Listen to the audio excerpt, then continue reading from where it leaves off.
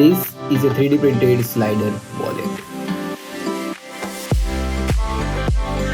It took just 1 hour 15 minutes to print on Creality K1. The assembly is straightforward. Simply follow the instruction to attach the frame between the two main parts. For the top section, attach a small piece that helps to push the card upward. Secure everything with the 4 M3 screws each side.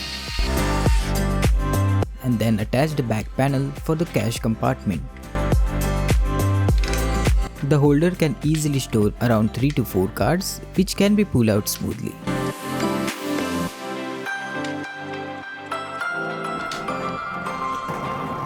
Plus some minimal cash in the back of the wallet.